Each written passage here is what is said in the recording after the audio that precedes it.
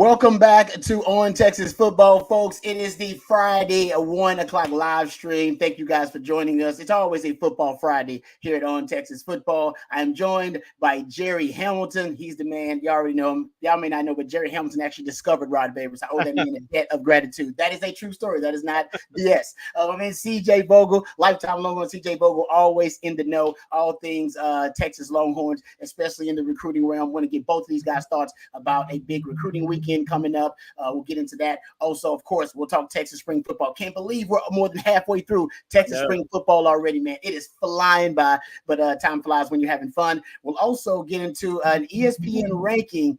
You guys were talking about this before the show. ESPN ranking of the best coaches in college football. We'll see where Steve Sarkisian ranks among the top 10 best coaches in college football based on these ESPN rankings. We're gonna have some fun with that. And of course, all your questions, all your super chats. You got anything you want to interrupt the show with, just throw it out there, and we will interrupt the show with a super chat. But we'll get to all your questions as well. Really excited about the live stream today. Jerry, what's going on, brother? You're always out and about. I never know where you are, so you got a different background every time. Hey, Rod, I'm out and about. Yeah, I got some stuff I got to do today, but I got to be honest. We have a little recruit just checked in today. Get a little hookem from Peter Longy, right? I believe. Hey, Peter, is that you, offensive lineman out of San Fran? If so, break your news. When are you going to be in Austin? Kim, is Texas no longer considering Dylan Battle? He's down the list a little bit. I think Texas will go out and watch him again in May, but I think he's down the list a little bit. But a huge visit weekend coming up at Texas. More than 20 combined 5-star and 4-stars in the 25 and 26 classes will be in Austin. Some of those guys start getting in tonight. We have a thread up right now on TexasFootball.com, our weekend visit thread. And I already posted some nuggets in there. So we'll get started with this. DeCorian Moore will be in town later tonight after the conclusion of the District 6A11 track meet that's going on right now in Waxahachie. He runs at 2:30 in a relay and may have one other event, but him and his mom will get into town tonight. John Mills, offensive lineman from St. Ignatius in San Francisco. He's flying in with his father and one of the coaches at St. Ignatius. His flight gets in at about 7 tonight. So some of those guys will come in tonight. Some of those guys, maybe the Houston area, some of those Dallas guys, they'll drive in the morning. But huge visit weekend coming. It's gonna be a big one around a scrimmage at 11 a.m. Saturday in DKR. Oh, yeah, that's going to be a lot of nuggets coming out of that scrimmage. I can't wait. First big scrimmage for spring ball for the guys. CJ, I'll throw it to you really quickly here early on because we got a super chat already just kind of thrown out there. Boom. All right, to get the start off the right way. Jay Lee, thank you very much. We appreciate all your support, and we appreciate the super chat. CJ, I'll let you throw it up here first. Texas defensive player's dad just claimed on the live stream that Texas already has their D-line guy and that he is from Michigan. Hey, man, we address even the rumors and the conjecture around here. What are your thoughts? You know anything about this? This is some wild speculation. It is speculation, but again, it's kind of the fun part, especially when the players and their families start getting on Instagram and Facebook Live and keep going. I mean, that's fun. But right now, it's all a waiting game for Texas when it comes to the defensive line and what kind of attracts out of the portal. Remember, it was Kenneth Grant at Michigan who did start following Sarkisian, Tavondre Sweat, and the Texas football accounts on Instagram about a month and a half ago, 2 months ago. That was, it caused a bit of a stir. And as soon as it, made the timeline, it quickly was an unfollow for Kenneth Grant. So a little bit of, speculation in that regard. But again, until you see an announcement from either Kenneth Grant or his representation of him entering the portal, it's all conjecture at the moment. Again, that portal opens up in 10 days. April 15th is when these names officially enter the portal and teams can start communicating with them. Again, the Texas spring game is April 20th. So you could potentially have a portal, prospect on campus for a visit that time. So we'll see. But until then, it's all conjecture. And again, here's another part of that. Any of the guys named the conjecture part of this. If guys go in the portal, if they have a no contact rule, game on. If they have that contact wide open, it's a little different game. Yeah. No doubt about that. All right, thank you, Jay Lee, for the super chat. We appreciate it. All right, guys. And we'll get back to some of the questions. We'll get to some of the other topics of the spring practice discussion as well, and talk about the big scrimmage coming up this weekend. Who we expect to separate coming out in that scrimmage? Coaches, trust me, with a small sample size of spring, these scrimmages, they're like basically, that's like it's not the final exam, which the spring game is, but it's definitely one of those big tests you got during the semester. You got 2 or 3 of them. This is one of those big tests for the guys. But guys, there's big news, and usually it's not huge news when you get a punter and a kicker for Texas to come on board. But this one might be Jeff Banks gets another weapon, and he's from Austin Westlake, so a local product. Kicker punter Spencer Barnett recently decommitted from the Colorado State Rams, and apparently, according to numerous sources, he will be a preferred walk-on at the University of Texas. Is he I'll ask you, Jerry, better punter or a better kicker in this sense? He's a kicker. He's a kicker, and he's a good one. I mean, I think we have a video coming up that CJ put out. He was just 1 yard shy of a 60-yarder in a game this year. But look, if you have a strong NIL program, then getting a kicker of this ilk as a preferred walk-on is very, very good. Again, one of the top, there it is, 59-yarder against Ridge Point. Wow. That's a playoff game, or it was a pre-district game, but those teams don't play in district, guys. So that was a 59-yarder there. Wow.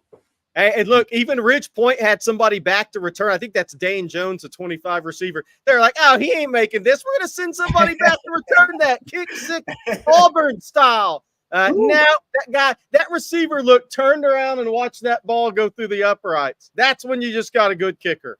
That's incredible. You don't see 59 very often in the NFL level, let alone college, but high school, that's remarkable. So Texas, again, finding ways, especially out of the Austin area, to find impactful players for their special teams. Obviously, Burt Auburn now coming out of Austin Regents, you're looking at, some impactful guys without necessarily taking up scholarship positions, which we've touched about in the past.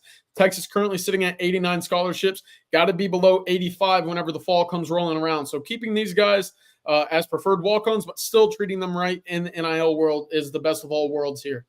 Yeah, no doubt about it. You're right though about the NIL opportunities here at Texas as well. It's why you get some of those preferred walk-ons. Yes. I'll say this too, which is, and I'm not really sure exactly who's going to be the punter here at Texas. Do we know who the punter is going to be at Texas? Is that something that?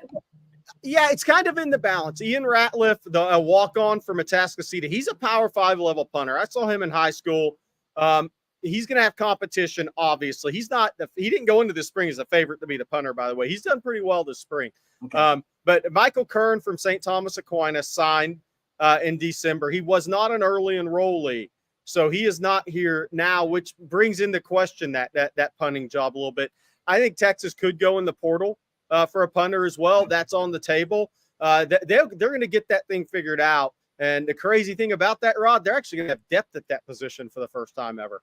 Wow. Yeah. Jeff Banks, who's done a great job with these special teams. Imagine him now probably having some of the deepest special teams positions and groups that he's had in a really, really long time, with the speed at the return game. And also, since the roster is so deep, your coverage teams are going to be fantastic this year. Just athletes literally all throughout your special teams groups. Okay. So we'll get back to some of the questions. So thank you guys for those.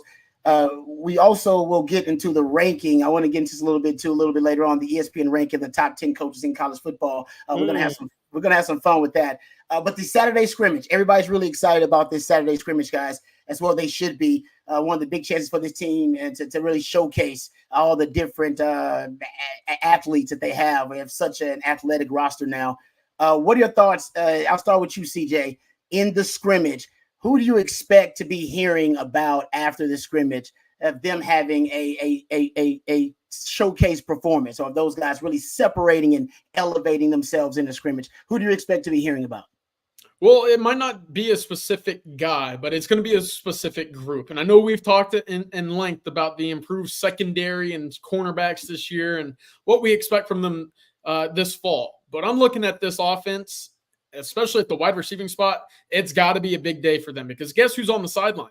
It's your 1, your 2, your 3, Yep. and your 4th top prospects on the wide receiving board for the 2025 cycle, especially Quinn Ewers, who we expect, should he pick Texas, would be an instant playmaker on the field for the Longhorns during his tenure here. It's got to be an impressive day for Isaiah Bond, Jonte Cook, Ryan Wingo, just to showcase Texas has versatility, they have depth, and they can, kind of get those guys the ball down the field very often and early.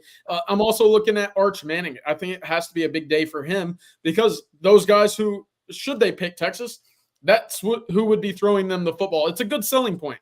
All it is, hey, quarterback's a big part of your recruiting class. You hear about it all the time with wide receivers when they commit.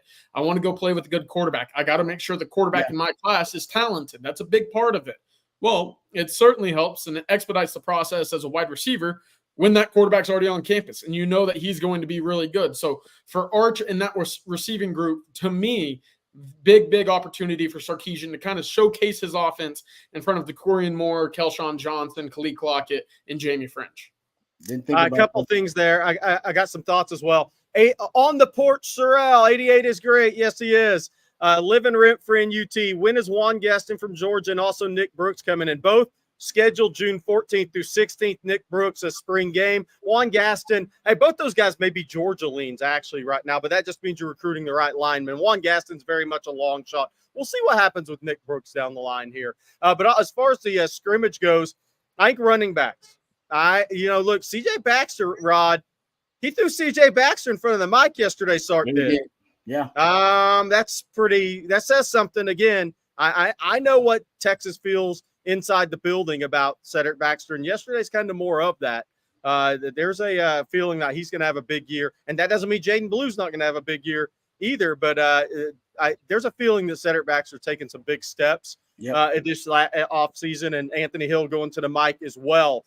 So I'm looking at running back because I think the run game, I talked to somebody this morning in the car when I was driving a little bit. I think the run game is doing pretty well right now. Actually, I think things are coming along there with the run game. So I expect to hear about a couple of running backs having big days. And that doesn't just mean I'm going right up Rod's alley here. That doesn't just mean taking a handoff.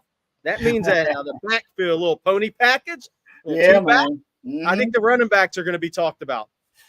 That's beautiful. I asked Rojo about the pony package yesterday. We're talking to him for our third Longhorns podcast. So shout out. We're going to end up having a Rojo episode in the future. But I asked him about the pony package. He was like, oh yeah, we were always trying to ask Sark to, nudge him a little bit. Hey coach, get us out there at the same time. The pony package. So hopefully we will see more of that. I know it's stereotypical. I'm going to stick with the DBs, man. I don't think we've heard enough about the DBs in spring so far. I mean, we've heard how we've talked about how they transform their bodies.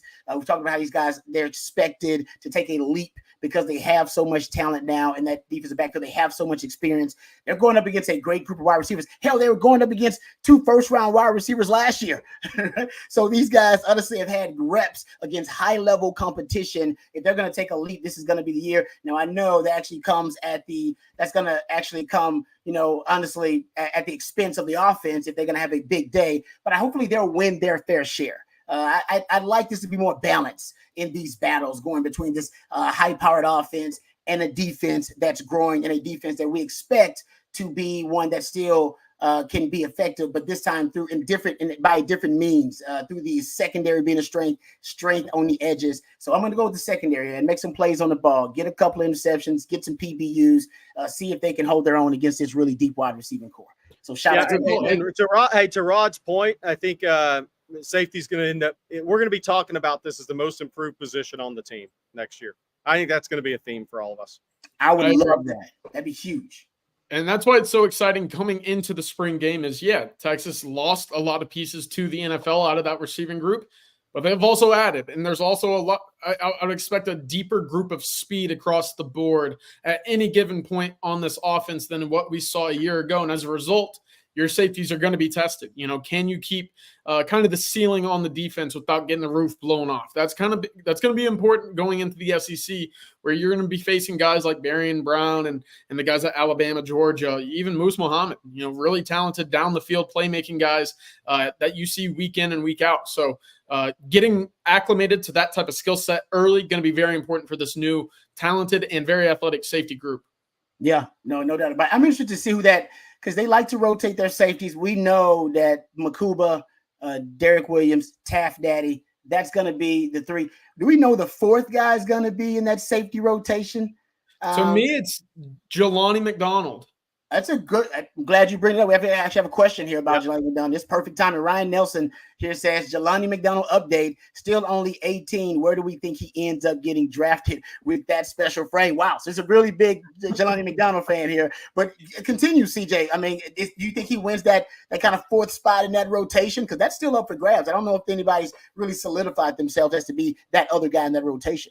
Yeah, I do think he ends up kind of as that fourth guy in the group. We saw him early in spring practice during the media availability. He looks like he plays that role. You know, he has the perfect body for a deep safety. He has that kind of skill set that allows him to spin down to the box with enough athleticism and speed to play the field if necessary as well. So it's kind of a perfect fit for him at safety, having background as a cornerback, having played some linebacker a year ago as well, and now kind of finding that middle ground at safety.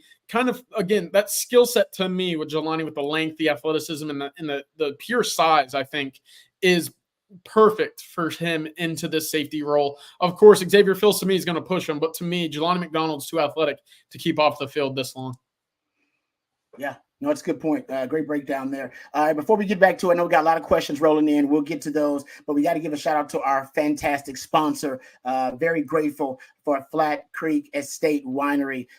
11 awards in 30 days, including double gold Grand Reserve and Texas Grand Reserve at the Houston Rodeo. Flat Creek Estate Winery is raking in the awards, and it's just a few minutes away from the heart of Austin. Select bottles of the wines by Flat Creek Estate are now available at your local Specs, and now you can get a taste of what they're all about. Flat Creek Estate is also a gorgeous venue hosting events for the entire family all spring long. Take in the Eclipse coming up next week with a bottle in hand, and their winemakers dinner on April 11th is the perfect date night. Eat, drink, and be awesome at Flat Creek Estate. For more information, please visit flatcreekestate.com. That's flatcreekestate.com. I guarantee you, as soon as I can get a babysitter, I am going to treat wifey to a date night or a staycation out at Flat Creek Estate, because I've heard great things. I've already been on the website, and my wife loves wine, so I'm going to surprise her. Well, I guess I say I'm going to surprise her. I'm telling the world here, but I'm going to do it.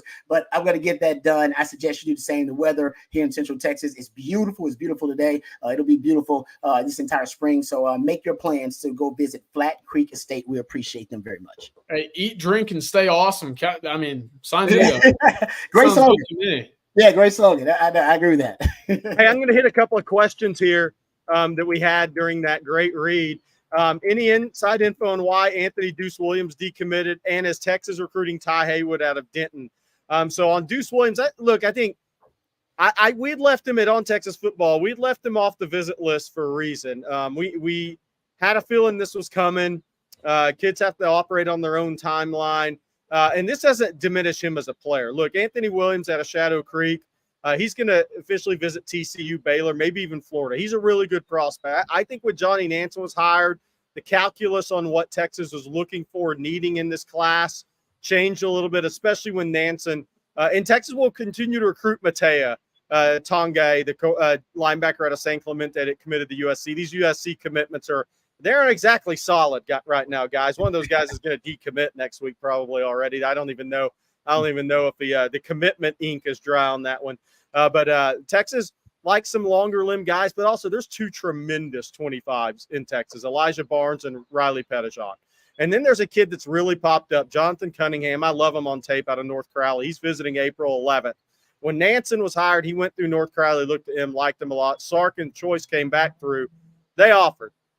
He'll be on campus April 11th. He was at the junior day, January 20th. So there's another linebacker in Texas really likes, but they want those longer levered, very instinctive guys that can play multiple spots. On Ty Haywood, that's just a guy that, look, Texas has made some contact with him.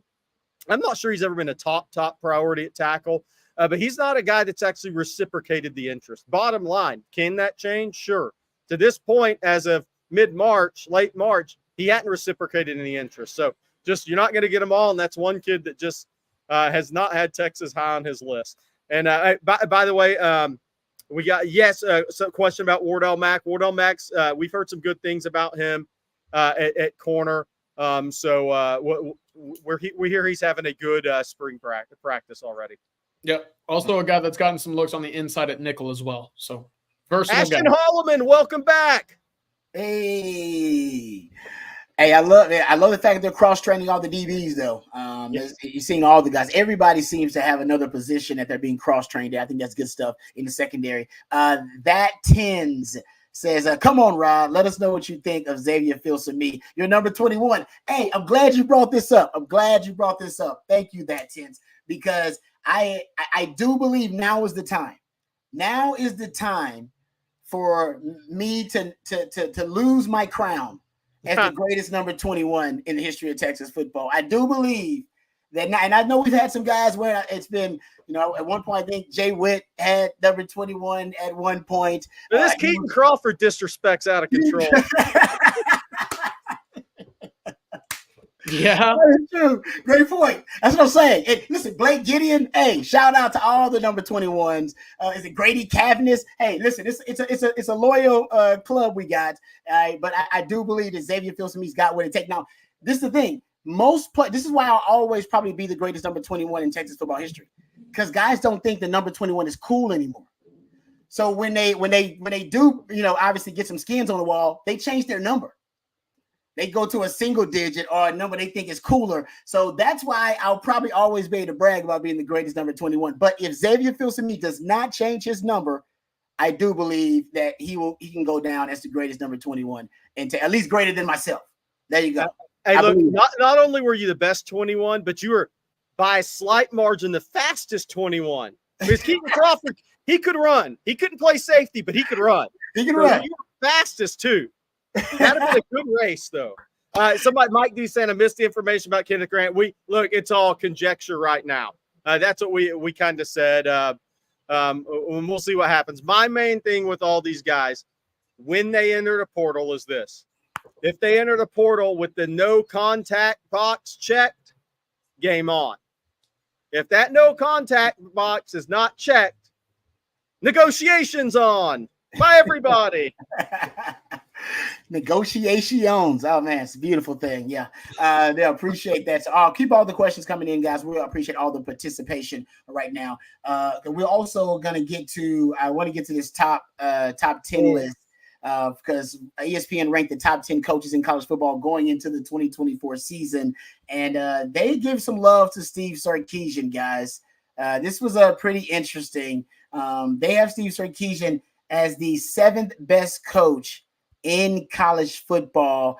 What say you, gentlemen? Too high, too low, just right for Steve Sarkisian at 7?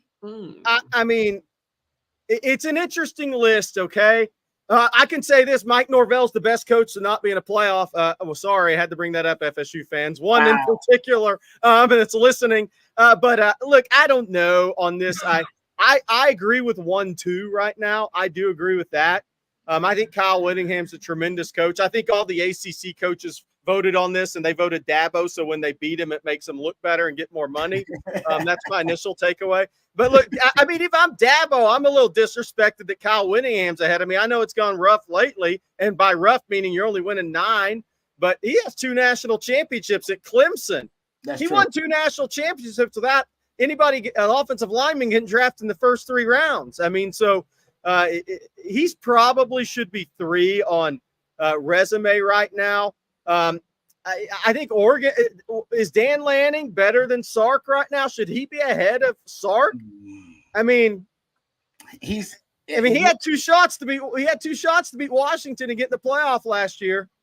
Yeah, that's a great point. I don't know. Reinvent. Sark's had more lows on his resume than Dan Lanning, right? He's had some more lows in terms of down years. That's because he picked up programs essentially and had to reconstruct them and rebuild them to a certain extent, especially with Texas in 2021, going back to his time at Washington. So maybe that's what they're considering, that in terms of the basement of Sark's career so far. He has hit the basement a few more times than a guy like Dan Lanning. But I'm with you. I think it's an interesting debate. Kalen DeBoer, though, getting the love at number 2, second best coach in college football. It just shows you, and Sark faced off. Sark almost beat him twice. The close is not good enough. Kalen DeBoer, I agree. I think he's a next level coach. We'll see at Bama if he can do more with more, because I think he's a guy that's kind of done more with less in the spots that he's been in. But Kalen DeBoer getting a lot of love here. I'm with you though. Dabo probably disrespect. I think Dabo's fallen out of favor lately because in the new landscape of college football, he doesn't seem to be a very progressive coach. And he's fallen out of favor. So maybe that's a perception thing. I don't think it's a resume thing. Right. That's a perception thing more than anything. Well, if you just refuse to use the portal, right, at a blue blood or major university, I mean, I'm not sure I get it. You've won your way, but what made Nick Saban so great is he adapted with the times in everything, offensively, defensively, recruiting wise, whatever he had to, he was always adaptive. Dabo's fighting adaptive right now. It's funny looking at this, which coaches have, recently coached their way off of the hot seat and which ones are still kind of there now. Norvell coming into this year was kind of a make or break year for him in a way, in the sense that, you see the hype around Deion, in which Florida State passed on Deion to go get Mike Norvell or hold on to him. So that's interesting. Ryan Day at 10, I think, is probably fair, I guess, if you've considered his on-field winnings so far, but shortcomings in the sense of what he's expected to do on a national scale. But the other thing I wanted to mention here is I'm glad Kyle Whittingham got his flowers as well, as is Lance Leipold. You listen, winning 9 games, and going to a bowl at Kansas has been one of the most challenging things we've seen in college football over my lifetime. So credit to Lance Leipold, because it doesn't, again, it feels like that program, at least in the Big 12, is here to stay for a little bit. And I think that's more a testament to Lance Leipold, the X's and O's that he's been able to kind of construe on the field, but also the message off the field to keep these guys from transferring or leaving the minute that, they start getting some shine on them. So credit to him. I'm a big fan of Lance Leipold. You know what's interesting to me? Do y'all think Ohio State fans, do you think when they look at that, they think their guy's too high or too low? That's an interesting one because, look, I mean, I'll say this. Ryan Day's one of the few coaches that's been thrown out trying to go home without a throw from left field yet. I mean, he started out on third base and hasn't got home. He keeps getting thrown out at home. So, of all these guys, to have him behind Leipold's interesting. I'd like to know what Ohio State thinks. But here's the other thing. Yeah. Which coach here has the most pressure this year? That's number 10, Ryan Day. Yes. No question. I'll tell you who's number 2 on the most pressure is number 2. And then after that, it's Lane Kiffin with the most pressure. I mean, look, fair or not, somebody asked, where's Brian Kelly? I mean, to me, Brian Kelly should be in the top 10 somewhere. He took Notre Dame to 2 college football playoffs, so right? I mean, he's a very good coach, probably going to be a Hall of Fame coach. He should be on this list somewhere as a pure football coach. But look, Kalen DeBoer and Ryan Day have a ton of pressure. And I think Kalen DeBoer will answer all that pressure. I think the guy's a great coach. He's won literally everywhere he's ever been. He's got a lot of pressure year one because you go 9-3 and people are going to be throwing their hands up in the air at Alabama. That's just – but he knows what he's getting into there. But Ryan Day, guys, he on this list, he has the most pressure on him by far. Totally agree because – and all the pressure is centered around one game. Beating Michigan. Now he's got to do what he's done up until that point, and he's kind of a prisoner of his own excellence.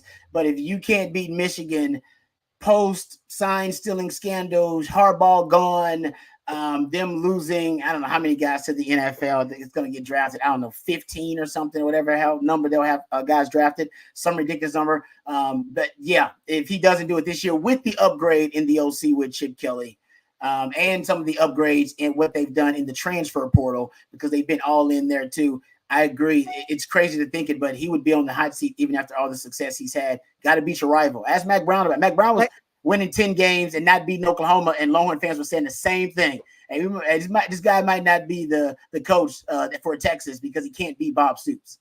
And here's the crazy thing about Ryan Day. Before he ever gets a crack at Michigan this year, they play at Oregon. Can you imagine if he loses to Dan Lanning in year 1 in the Big Ten?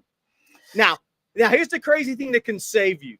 He could go 10-2 and be in the playoff and make a run to a national championship, which is different now, right? Yeah. But his pressure's so amped up, he has to go play the guy that's ahead of him on this list, Dan Lanning, before he ever gets to play Michigan without Jim Harbaugh. So he's got a ton of pressure.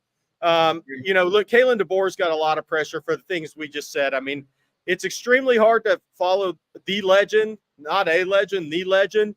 But I do think DeBoer over time is going to have great success at Alabama. I just think he's too good of a coach. You don't do what he's done everywhere he's been and change immediately. It's instant impact with him. And he's gonna have a hell of a run at Alabama, but 9-3 this year might get him a couple of boos. Yeah, no doubt about that. That's how Alabama fans roll. They expect excellence, but I think Kalen DeBoer's going to do just fine over time there. The last point I wanted to make about Ryan Day is, by default, he, in a way, the universe saved him from himself. Could you imagine going into this year with all of that talent, a brand new quarterback, and Bill O'Brien as your offensive coordinator? Ooh. That to me is a disaster waiting to happen, specifically after having seen what he's done at the Texans and at Alabama, New England, all those championships that the Patriots and Alabama won in the past 20 years. Guess how many Bill O'Brien has or was a part of? 0. He didn't. I mean, I just don't think that he was that guy. And as a result of him taking a job elsewhere, I mean, now all of a sudden you're stuck with Chip Kelly, who's in my eyes, a much better, much improved play caller. So universe looking at Ryan Day saying, listen, brother, we're going to give you this one. If you can't figure out against Michigan this year, you're on your own. Hey, last thing on this, because I know we got to move on. I got to tell everybody about autograph. But what does Sark have to do to move up this list this year, guys? It is as simple as this guy has to win the national championship to get Texas home. Is it back-to-back playoff appearances? I mean, what does Sark have to do to navigate his way up here to finish number 3? That's good. The floor is making the SEC championship. After that, everything else is flowers to me. But to me, you have to at least be in that game if you want to jump into the top 5, because you can look across the board. You can expect Oregon to probably be in that Big Ten championship this year. Dabo and Clemson's going to be in the ACC, probably against Norvell. So that to me is the number one indicator that, Sarkisian's a top 5 coach in the country, but you have to start winning championships and loading up that cabinet inside of Moncrief. It can win like you said, get to the SEC or get to the Final Four again of the playoff, right? Because even if you don't make it to the SEC title game, say you're the 3rd, 4th best team in the SEC, you still make it in. And I think from there you have to win some big games to get to the Final Four. So I think it's and/or, because I like what Jerry said. Now you have a little bit more as a coach. You got a little bit more margin for error. We talked about this with Mac Brown, right? Mac Brown had a playoff back in his day, or at least a 12-team playoff. His legacy would be totally different. Yes, because he had a chance at redemption after some of those disappointing losses to Tech or to Oklahoma or whoever it may be. So I think Sark, he's got a little bit more margin for error. So if he doesn't get to the SEC title game, which I agree with you on that, CJ, that's kind of the floor. He's still got a chance to redeem himself by getting some big wins and going deep into the playoffs. So I think he's got a real shot this year at cracking the top 5. I mean, he's only got 2 spots to go to do it. Back-to-back deep playoff runs, or back-to-back Final Fours, I should say, that will more than suffice for Steve Sarkisian to crack that top 5. Yeah, good stuff. All right, I'm going to take a second, everybody. Tell you about Autograph, one of our new sponsors. I'm taking this read over for Bobby Burton today. All right, we're pumped for the win in Ann Arbor. Would you like a chance to win $4 tickets to the Big House this fall against Michigan in honor of 4 national championships Texas has, hopefully 5 in 2025? These tickets are retailing for $600 plus.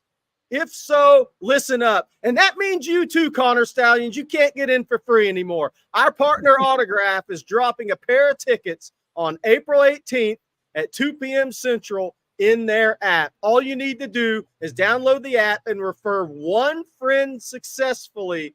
User downloads plus signups from Wednesday, April 3rd through Thursday, April 18th at 11 a.m. Central Time to be eligible. For those that are new, Autograph is where real Longhorn fans get unreal rewards. By bringing fan content and communities into one place, Autograph is the first app that recognizes and rewards fans, turning their passion into access and great experiences. Co-founded by Tom Brady, who, the guy that does those Hertz rental car commercials now. One belief that devotion should be rewarded and the future of fandom belongs to the fans. Scan to download the free Autograph app in the Apple App Store and use referral code ONTEXAS. That's referral code ONTEXAS. Join us and see where your fandom takes you. Hopefully Ann Arbor this fall for $4 a ticket. $4 a ticket to watch a 10-point win over the defending national champions. Just go do it. Autograph. It's a beautiful thing. I'm a ball on the budget, so a $4 ticket is news to my ears. Appreciate that, and appreciate the good folks at the Autograph app. All right, getting back to a couple of the questions here. My man David Keith Williams always has great stuff. He says, Rod, Jerry, and CJ, after hearing such positivity about Coach Choice, I wondered if he's among the best position coaches ever at UT. I'd like to know your views, gentlemen. Just the. Hey, Rod, should I even let you answer this? I know where you're going. Yeah, exactly. I was just gonna say, just in that room, Stan Drayton was a pretty damn good one too. But yeah, I'm a Coach Akina fan, so I'm a little biased, so I'll remove myself from the equation. Coach Akina was my favorite coach, and I just go look at his resume of great defensive backs that he put out into the league over and over again. And they preached the same thing right there. And it did remind me, though, when I heard Cedric Baxter talking about Coach Choice, and I've heard Jonathan Brooks echo very similar things. And I talked to Rojo yesterday, and Rojo was saying almost to me this around the same vein, and talking about Tashard Choice in the same light. Yeah. About someone who can relate to the players as athletes as well as people, as human beings, and they believe he cares about them, so they're more receptive to the coaching. And they talked about him being the standard and pushing them continually to that standard, which is part of why the running back room culture is so unique and it is so strong. And so it reminded me of the way a lot of the guys talk about Coach Akina. I'll just say that it reminded me how Coach Michael Huff talks about him, and how Michael Griffin talks about him, and myself and my man Nathan Vasher talks about him. Anytime somebody starts talking about Coach Akina, they talk about him as being a guy that could be considered a father figure and someone who was irreplaceable, and you could not really kind of quantify the value and how valuable he was in their development as a player, but also as a person. And it seems like the short choice is talked about in that way, Jerry. Yeah, so I'm going to liven up the chat. So I'm going to say Sean Watson. So moving on. So really, here's where I'm going with my real answer is Will Muschamp. Oh, that's good. I think Muschamp's about as good a D coordinator in my lifetime in this business as I've seen in the college game. Look, you aren't handpicked by Nick Saban, win a national championship at LSU, right? He came to Texas when Matt Brown needed it, and he delivered at Texas. Will Muschamp delivered at Texas. Then obviously he had issues hiring the right offensive guys, but he also got the job after Urban Meyer at Florida and the job after Steve Spurrier at South Carolina. Good luck with both of those. Those are jobs you're going to get fired but make a lot of money.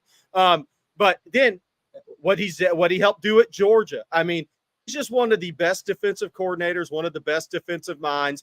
I don't think Texas has ever had anybody as good as Will Muschamp as an assistant coach. I think he's just tremendous as a defensive coordinator. Yeah, that's a good pick. Hard not to choose Will Muschamp there. I'm gonna sit this one out because I was not following as closely as some of y'all in the chat, and obviously you two here back in the day when all these new faces were roaming the 40 acre. So I'll back up either of y'all's answers here. I'll go with that. Yeah, if we're gonna go coordinators too, man, you really can get deep. You can go way, way back.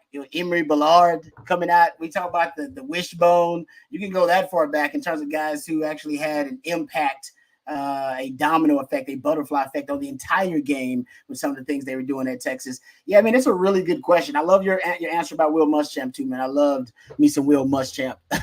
Ain't no doubt about it. Daniel Earp, Todd Orlando does not get a vote here. But I will say this. I was at the Cotton Bowl, Rod, that year, and when I saw B.J. Foster retreating to 26 yards off the line of scrimmage, I said, oof. This ain't good against Lincoln Riley, man, and Jalen Hurts. No, not at all. I think his internet may have jammed up on us a little bit there, or he's got a perplexed look on his face. So Ryan Nelson said Herman. That's a good one as well. Darryl White, actually, Antoine, really good football coach. Really good coach there at wide receiver. Still coaching. I believe he's at Boston College now. Obviously Fred Akers would have been a good defensive coordinator. But yeah, Texas had a lot of great ones. Will Muschamp's tremendous. All right, let's reset the tables while we're waiting for Rod to jump back in a race. Scrimmage Saturday at 11. Big recruiting weekend, over 20 combined 5-star and 4-star, CJ, in the 25 and 26 classes. I already dropped some nuggets. We have our weekend visitor thread on ontexasfootball.com. CJ and I'll be putting photos, tweets, everything in there all weekend. And hopefully some of you guys join in the fun and conversation as well. But I've dropped a couple of notes in there already. DeCorian Moore and his mom will arrive in Austin tonight. They're finishing up the district track meet. DeCorian should be running about 30 minutes here in the 4x100 relay. Then they'll finish up later this afternoon and head to Austin. John Mills, the offensive lineman from St. Ignatius in San Francisco, he gets in about 7 p.m. tonight. He will be with his father and one of his coaches. And then the Coleman brothers, Jordan and Devin Coleman, they're going to come in tomorrow morning, which a lot of people will do.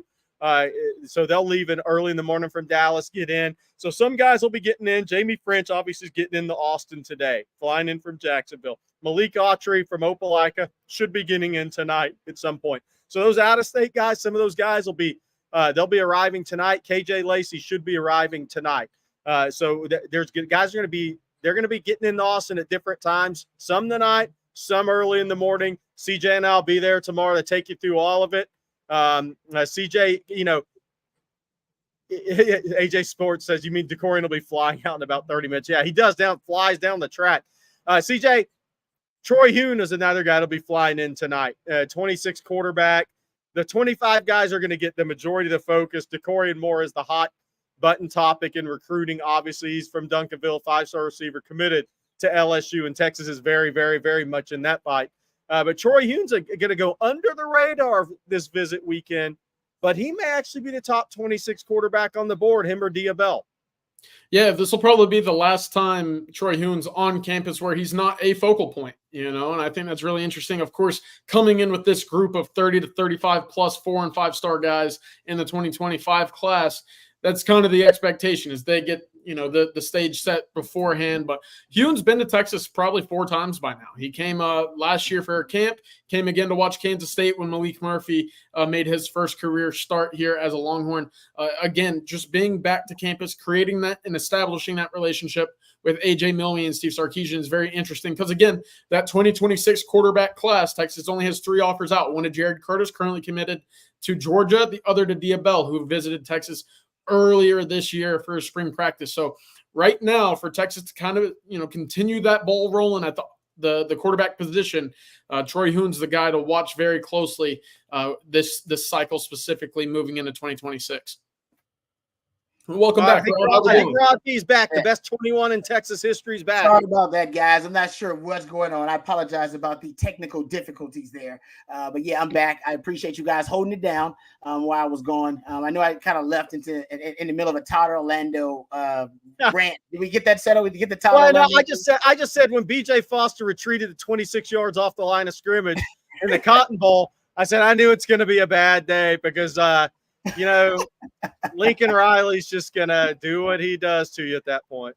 Yeah, I was actually a Todd Orlando fan too, but I will admit defense got worse, progressively worse, deteriorated the longer he was here. Hey, but I love the lightning package when he put the 6 DBs out there. I was a fan of that, and I think he was a really creative, progressive guy. Just obviously not the man for Texas long. Hey, Rod, I want to get your opinion on something because you just brought a good thought. That was a dumb thought, but now it's a good thought in. So one of the things that Anthony Hill those. said yesterday, it's CJ. I know CJ made note of this as well. Anthony Hill talked about Trey Moore in coverage yesterday. I thought that was interesting because you're going to see more 3-man front with Trey Moore actually lining up at a linebacker as well versus that end edge guy position. I thought it was interesting, guys, that Anthony Hill brought up Trey Moore in coverage. That's not, I don't think what people expected to hear yesterday, CJ. Yeah, I don't think many were expecting that at all. You know, it was kind of looking back to some of the head scratching days back, you know, when Malcolm Roach was dropping off onto a line or onto a running back and a slot receiver. You're sitting there thinking, yeah, this guy's strength is running the passer. But Trey Moore specifically, I think it kind of encompasses how talented of an athlete he is. You know, again, we've talked about in the past, Jerry, we actually ran into him on the way to the pro day. Yeah. He does not look like he had 15 sacks a year ago, just walking the street. You know, he's 6'3", 240 pounds. He just doesn't look like that guy that you would expect to have Alabama, Georgia, Ohio State, and Texas kind of pursuing after a year of football last year at UTSA. But then you watch him in pads, and you're like, okay, I see it a little bit. And then you see him get off the ball, and you're like, okay, that makes sense. And that's where he really makes his money, is that athleticism. So if Texas is asking him to drop back into coverage at times, I guess that's a little interesting because it shows that the staff trusts not only his athleticism, but his football knowledge to know where things are, who's around him, what kind of scheme or coverage he needs to be in as well. That's really interesting, rather than just peeling the ears back and saying, go get that guy with the quarterback behind the line of scrimmage. You know? Hey, Rod, so talk about Sorrell, Burke, and Moore on the field at the same time in some packages. That's what we're getting at right there. Mm-hmm. Yeah, some NASCAR packages, like they call them in the NFL, where you're putting multiple defensive ends on the field, edge rushers on the field, or you're putting your best pass rushers on the field. Either one D tackle, he could be that, and then a combination of defensive end or edge rushers, and whichever one can handle, bumping inside. And this is a predictable passing situation most of the time. So I'm with you, Jerry. I think that actually is something they have to be working on. Yes. Considering what you have in Anthony Hill, you can move him around the edge.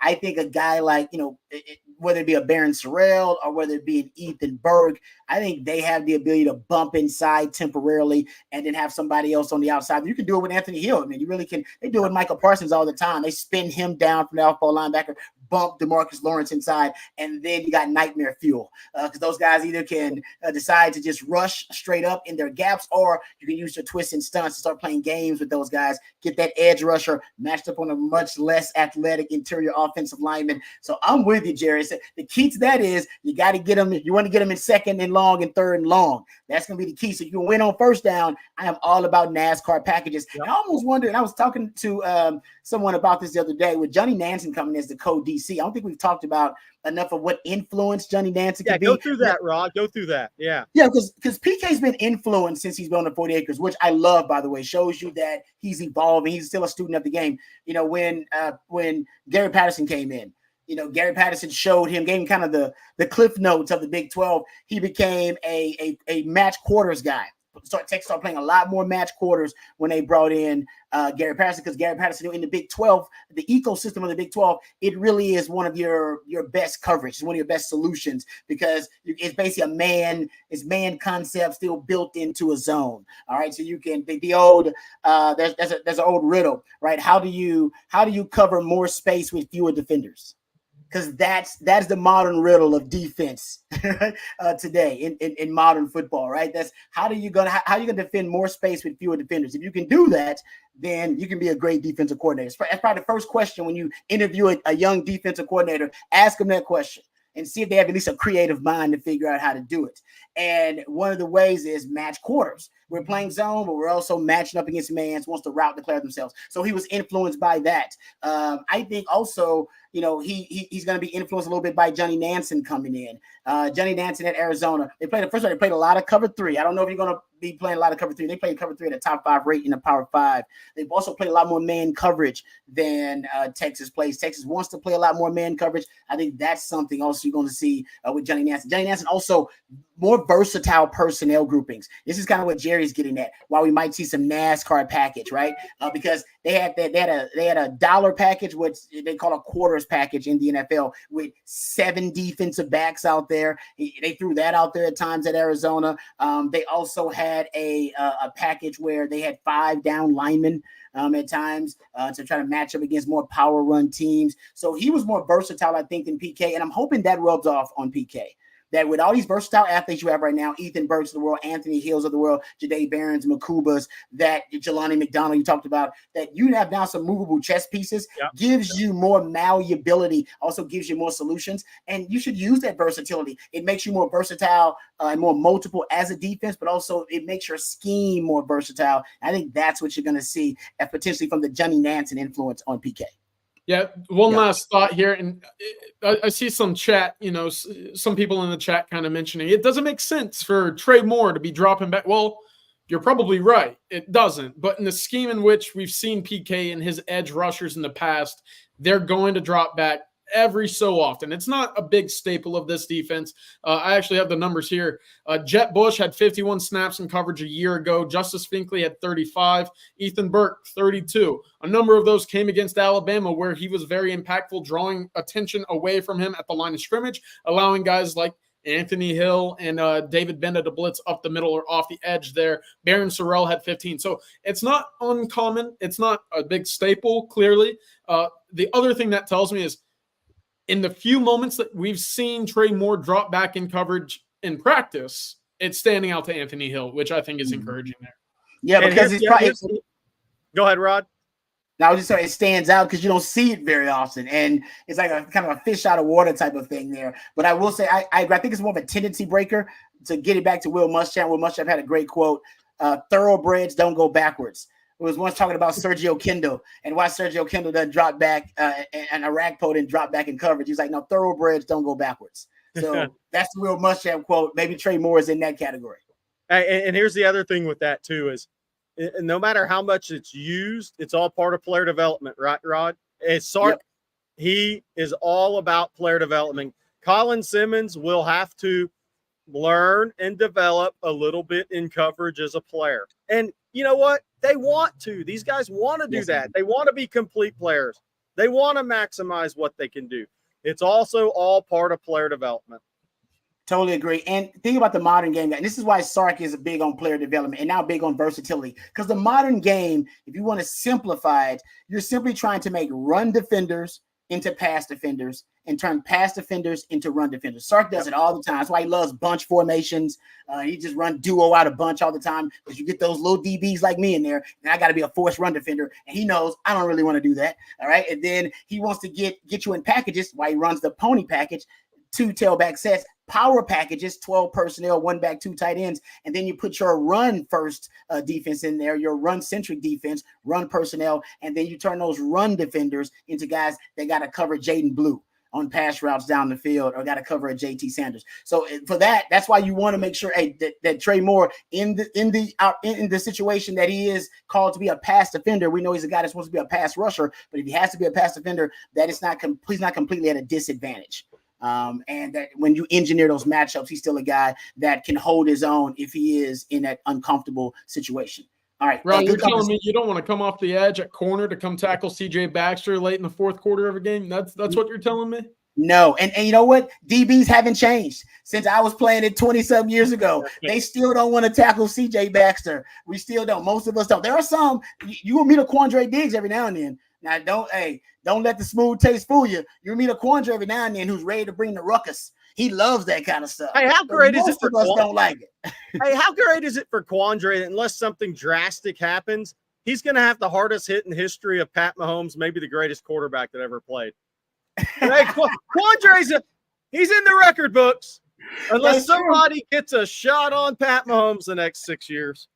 Hey, I'll say this. We asked him about that when we talked to him, and he says, man, me and Pat are friends. They're really good friends now. But every now and then when he said Pat tries to give him the business and take a shot at him, he'll send him that hit. He said You got to have that one locked on the camera roll, ready to fire at any point.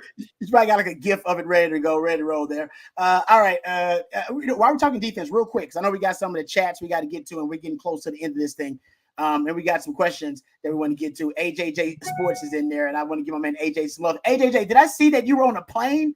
That you were mid-flight watching On Texas Football? Confirm that for me. I thought I saw that and I couldn't find it. I want to confirm that. Okay, here's the question though, guys, about the off-ball linebacker opposite Anthony Hill. Because what I think is really, really just intriguing, and I think it's compelling, is that all the guys they have to play that position that are going to win that position, off-ball linebacker opposite Anthony Hill, their body types, yes, sir. I thought that was the case. AJJ_sports, mid-flight, baby. Hey, you might be the first. That might be the first mid-flight viewership we've ever had. I don't know. Mid-flight on the way to Vegas. Hey. Good luck. I'm shocked that flight didn't get delayed. First of all, all right, go ahead. There you go. The body types of these linebackers are so different. And I want to say their styles of play are so very different to me. I'm just really intrigued by what direction the coach is going to go. I mean, you got Mo Blackwell, hybrid coming in there. You got Leonga Lafau, who I think for a lot of folks, he may be the front runner to win that position. You got David Bender, the only 6-year senior, but he's built a little stockier, more to be maybe a run defender. You got Blackshear, he's huge. What is he, 255 or something like that? I mean, that guy's huge. So I'm intrigued by all the different types of linebackers they have there. They don't necessarily have a guy that fills out a certain frame or a prototype. It's going to be a lot of different styles of play at linebacker there and a lot of different frames at linebacker there. Who do you think wins it out? Who's the ideal one for that the coaches like the most? You know, I look at it, having seen David Benda a week ago trot out with Quinn Ewers as, you know, that's kind of the guy right now at the linebacker spot next to Anthony Hill. I think we know that. We've expected that. It was his job last year before Anthony Hill came in and turned into Anthony Hill. You know, he was right next to Jalen Ford. We expected that step up. We saw glimpses at times. And I think that was enough for the staff to give him the nod, obviously, right now as the elder statesman in the room. That's going to have to continue. You're going to have to see him make more impactful plays, similarly to that sack against Alabama a year ago, which Texas loved to parade around after the game, you know, kind of showing the drill in practice where you got to do the army crawl, the bear crawl, the mat drills, and then go after and get the quarterback. That was, to me, a flash play that I wanted to see from David Benda. This year, it's got to be the consistency. He can't get lost in coverage like we saw against Kansas. He can't get picked on in the underneath routes like we saw against Houston. Those are two big question marks that we've yet to see in person, at least for us. We've heard about things behind the scenes, but until we see it with our own eyes, and the spring game will be an indication of that, it's a question mark, and it leads to this conversation. And that's why I look at a guy like Leonga Lafau as a possible long-term solution at that spot, because I think at 220, you know, he slimmed down from 230 a year ago. Let's keep that in mind as well. He slimmed down about 10 pounds, but he's still at that size where you can play middle linebacker in the SEC, especially if you're not necessarily the Mike, like an Anthony Hill at 243. So for me, Leonga Lafau, I think, bridges the gap very well from being able to play in the passing game and still being able to have the smarts in the run game and diagnosing plays in front of him, similarly to what we saw with Jalen Ford over the last 2 years. So will it be a quick switch? Probably not. Again, moving into the SEC, you're going to want guys with experience, guys who have been on the field before and made big plays in big-time games. That's what David Benda provides for you. Yeah. Long-term, and whether or not we see a change eventually, I think Leonga Lafau is that guy for me that could push David Benda at that middle linebacker spot next to Anthony Hill. Nice. Yeah, good stuff there. All right. Before we get to shout out to our wonderful sponsor once again, I got a question. AJJ_sports said, "Hey Rod, if per se you were a defensive coordinator, how would you attempt to stop the pony package?" That is good. That is a really good question. It all depends on the personnel that you have that you're running the pony package with. Like when they had Bijan and Rojo, I would definitely want to have more speed on the field. Bijan wasn't necessarily a great blocker, necessarily a lead blocker. They would use the power stuff with Rojo. So I'd probably go, because some people want to match up that personnel with a 40 personnel. 40 personnel, essentially just 4 defensive backs on the field. And you match up run heavy sets with your, 40 personnel, which is either 4 down linemen or 3 down linemen and 4 linebackers. And I would avoid that. And I think that's how Sark gets people. That's how he gets you. Which is why I like versatility. I want a nickel back that I really could use as a force run defender, or I'd like a safety that I consider to be a hybrid that I can put down in the box. I think that the key to really defending the pony package is having a defense that's malleable and multiple, because it's going to present to you a lot of different problems. Because if you basically match up your personnel, so your 40 with their run heavy sets, then they're just going to throw it on you. And they're going to use those guys like Jaden Blue and Bijan Robinson in the passing game on your linebackers, and that's a matchup disadvantage for you. If you match up with sub packages with nickel or a dime, then they want to run the ball.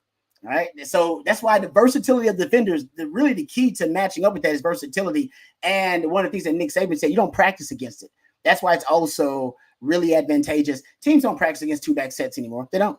They practice against 11 personnel, 12 personnel. Those are the predominant sets you see all throughout college football. So you get a built-in advantage just working 20 personnel, just because, as Nick Saban said, the run angles are all different. He said the blocking assignments are all different.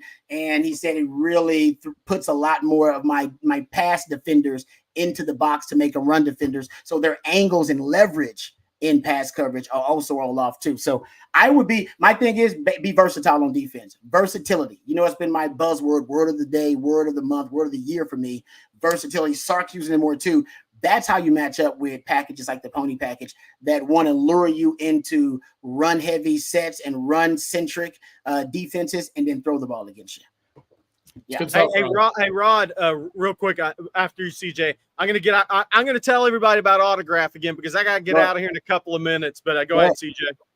No, I was saying that's just good stuff. How would you combat the pony package? To me, I don't have an answer. I'm an offensive guy. So good stuff, Rod. Go ahead, Jerry. Yeah, I just want to tell everybody about Autograph one more time, one of our new sponsors. Thank you very much to Autograph. All right, we're all pumped for the game in Ann Arbor. I think all three of us are picking Texas right now, by the way. Kenneth Grant maybe too. I don't know. Would you like the chance to win $4 tickets to the Big House this fall against Michigan in honor of our 4 national championships, hopefully 5 in 2025?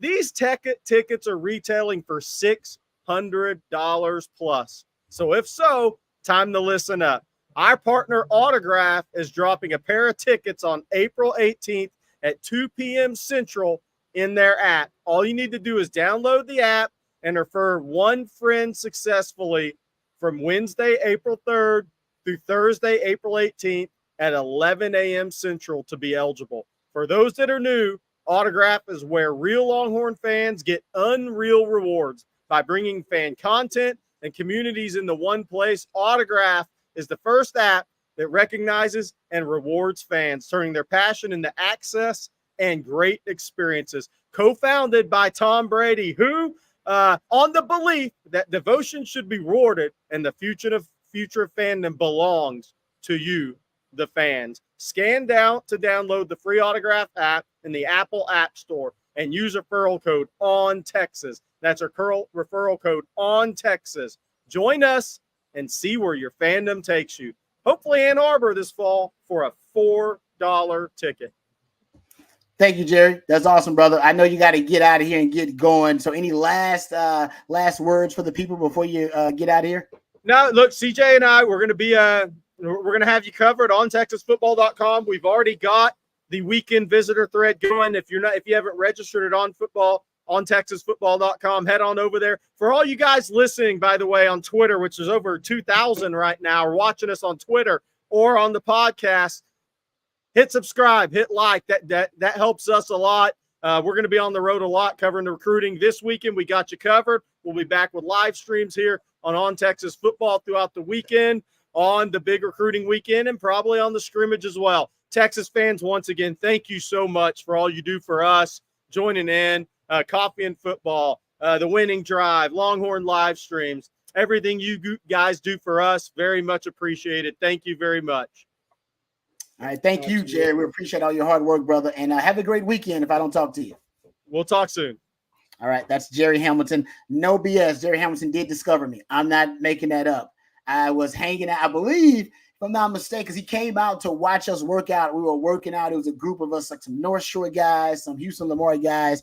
And back in the day, before they had all the 7-on-7 camps and all the guys would go to these definitely elite camps that were sponsored by big brands like Nike and stuff, we would just go try to find work. So we take our cleats with us, take a ball with us, and we'd hear like, hey, man, I heard those Madison boys are working out at this field. I heard North Shore guys are working out over here. And we would literally just go out there and like, we got next. Like, let's go. We got next. We're trying to get in some work out here. Y'all trying to get some coverage, trying to get some man-on-man coverage reps out here. And we would go there and do one-on-ones, and then we do 7-on-7. And I believe Jerry was out there at one of those events, and he's already watching my boy Sap. Sap was an All-American already as a junior in high school. Went to Notre Dame, just a freak athlete. Played for the Colts and played for the Ravens too. I mean, just a freak. And they were out there to watch him, and lo and behold, I turned some heads, CJ. That's how recruiting works, though. You told me you've had those stories too. I came to watch one guy, and I left talking about another one. Yeah, no, it's crazy how that works, and that's a hell of a story to now be up here with Jerry. I mean, full circle here, getting to talk ball again. So how cool is that? Eventually, I hope to be up here with a guy like, you know, the next maybe 21 or so at the University of Texas in 20 years from now. So we'll see, but that's a really cool story. And again, it just kind of adds to what we provide here at On Texas Football. Yeah, no doubt, man. He was the first one to list any ranking with Rod B on, and after that, everything kind of blew up from there. All right, let's get back to some of the questions here. How about this from Ashton Holloman? He said, do you guys think Sark ever tunes into the live streams? I don't know if he does. I would like to think that he listens to us.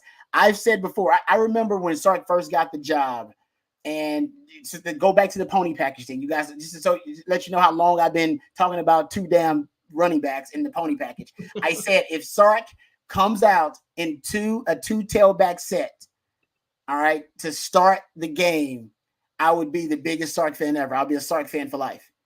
Dude, his first series was out of 21 personnel. I BS you not. The first series that he ever called here at Texas without 21. And I said that on the radio, and I was thinking to myself, is Sark listening? There's no way Sark's listening to the radio. Maybe he is. Maybe that's what's happening. I remember talking about the three high safety issue for Texas and how that's what Steve Sarkisian's kryptonite. And I kind of presented how I think you should beat it. You present power personnel packages. You pivot to play action pass principles.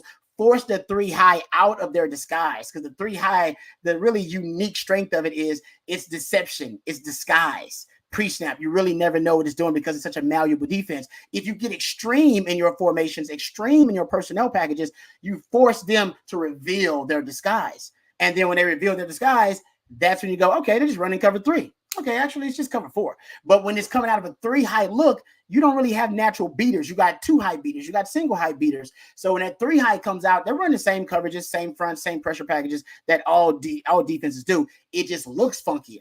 And therefore, it makes RPO offenses, which Sarks is, RPO offenses really hard to operate because RPO offenses are just counting the numbers in the box. And if you can distort those numbers and the quarterback gets the count wrong, then the quarterback is wrong and he's off. Then he's inaccurate. The windows are small. So that's kind of where, and by the way, and then Sark started, that's how Sark beat the three high this year, guys. He beat, that's exactly the blueprint. So I'm not saying that Sark's listening to the live streams or listening to me, but I just say great minds think alike, damn it. And that's why I think Sark is actually a damn good coach. I'm not saying he's a damn coach because he's listening to us, but he's a damn good coach because I see him adapt and evolve. And I watch this program and I look at it from a football theory perspective too, CJ. Like, hey, let's adapt, let's evolve, let's maximize. And I think Sark does that too. So I'm not saying he's listening to us, but I do think he sees the football world in a very similar light that I do. And that's why I'm a kindred spirits with Sark. That's one of those reasons why I think you'll eventually see Sark inside of that top 5 of the list that we talked about earlier with ESPN ranking the top head coaches in college football. His ability to adapt and change on the fly has been something that has been a strength of his. You know, there's been times where you can question the play calling, the decision to go for it, whatever it might be. But when it comes down to it, Sarkisian has found ways to adapt, and he has found ways to benefit from advantages on the field that he's created through game plan, scheming, or alignment, which to me is one of the bases of what you want from a head coach. You know, we talked about it yesterday, Rod, on the winning drive. If you have a Stephon Diggs, but you can't get him the football, well, that's a red flag. You know, that's an issue. while your offense is still being able to score points, when it comes down to converting a 3rd and 6 or a 4th and 6, when it really matters, can you do it? Can your big-time players go make big-time plays in big-time games? To keep on with that typical phrase there, but so far we've seen that. Sarkisian's gone to A.D. Mitchell to seal the deal. He's walked off Alabama for 7 minutes behind his offensive line while going for it on 4th down. That's an important part of the game there, and we've continued to see those steps year in and year out under him. So going into the SEC, while the game changes a little bit, I don't think it'll be a lot right now for Sarkisian to be out-coached or out-manned when it comes to Texas Longhorns taking the field this September whenever everything gets kicking off. Yep, I agree with you, man. I love the way he adapts. When something, think about the deep ball, right? Sark first gets here, he's championing how much he's going to throw the deep ball. It's a part of our offense. He's being stubborn about it. And then last year, midway through last year, when the deep ball still wasn't working, after two and a half years of trying to throw it and being below average, throwing the deep ball and converting it, he decides to curtail it. He's like, nah, it's actually hurting us.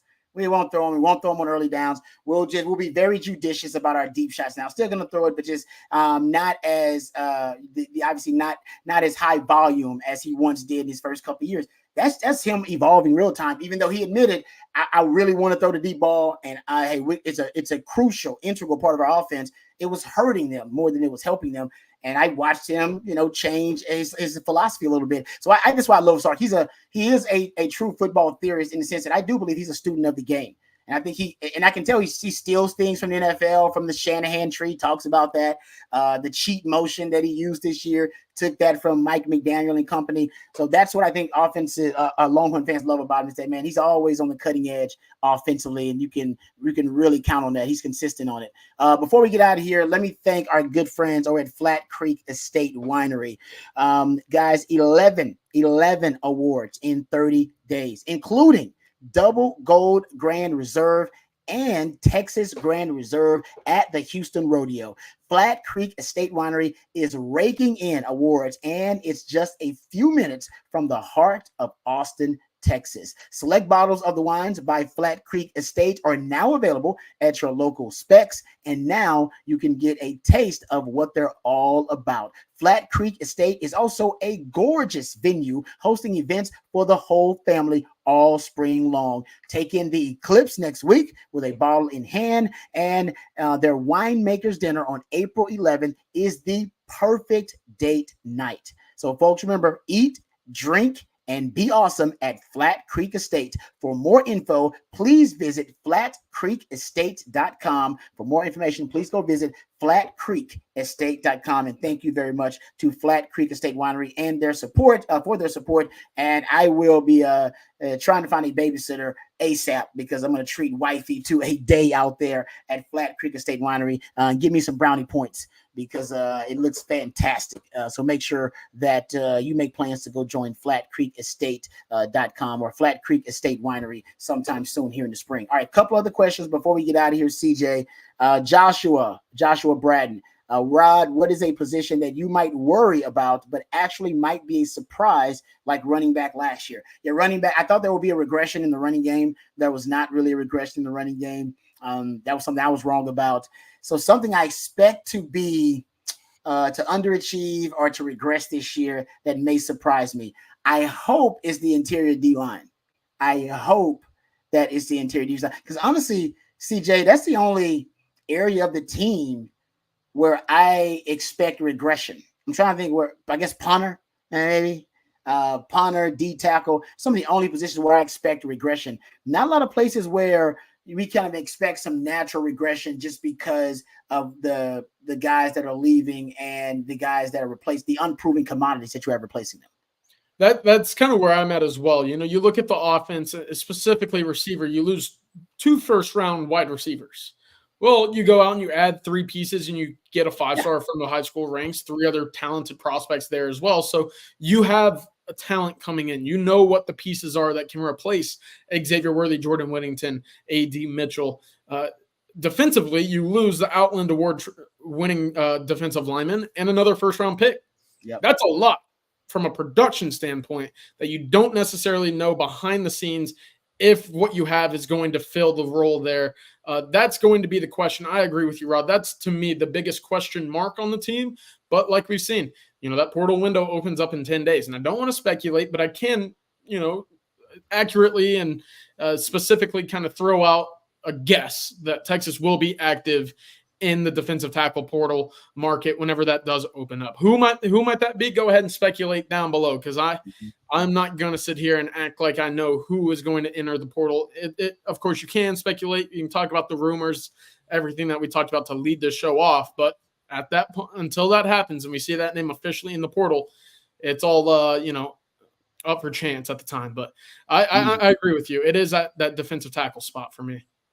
Thanks, David Keith Williams. Hey, you know what? I will let folks know when I'm going out to Flat Creek State, because it's got to be something I plan way in advance. We got a 6-month-old, so trust me, it'll be something we got to plan months in advance, David Keith. I appreciate that. Yes, I would love to hang out with some Longhorn fans. We'll try to make a day of it too, so y'all got plenty of time, got some hours to come back and forth and kick it. I appreciate the love, man. This is a family here at On Texas Football, so we appreciate all you guys and your support, all your participation. It really makes my day. There's no doubt. CJ, before we get out of here, any last words for the people? Any last words, last comments for the people? I know you're excited. Texas got a scrimmage coming up this weekend. A lot of people excited about what could be really revealed in the scrimmage. Guys who could separate and elevate. I asked you this earlier about someone, what players or what group you expect to be talking about in a obviously in a good way after the scrimmage. Let me ask you this: after this scrimmage, give me one name you expect, a person, one player. All right, one player that you think we'll be talking about after the scrimmage. One guy. Yeah, Matthew Golden. I think we'll hear a lot about him. He's been consistent and he's been reliable so far in practice, and I've heard great things. The hands have been there. When Quinn Ewers tells you a receiver has soft hands, Rod, that's a green flag for me right there. So I think Matthew Golden will find a way to make some noise this weekend. Yeah, I'm hoping it's somebody on the defensive line. I'm hoping, and it's hard for those edge guys to make a real impact in a scrimmage. They're called off. They can't. They got to really, they got to ease up. Probably, I don't know, 2 yards from the quarterback. It's really tough on those guys sometimes. But I do want to hear good things about those edges. We expect that to be a strength too. So I'm going to say we've been talking about Trey Moore. I'll say Trey Moore. More about this dad. More about Trey Moore. No pun intended there. All right. Thanks to my man Matthew behind the scenes, who does a great job. Thank you to Flat Creek Estate Winery for all of their support. Thank you to the Autograph app as well. My man Jerry Hamilton, who was on with us earlier.